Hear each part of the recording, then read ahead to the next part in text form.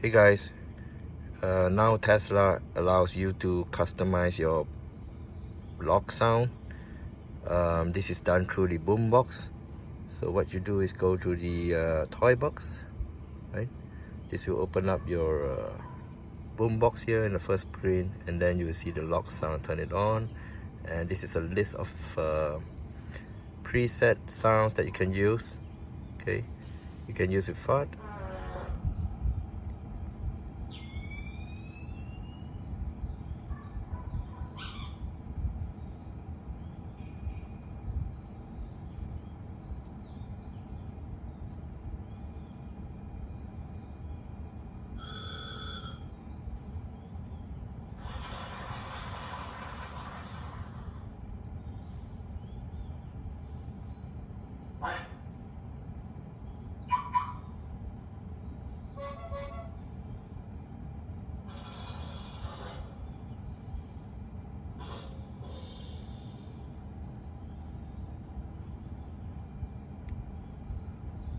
So I think I'm gonna go with chirp.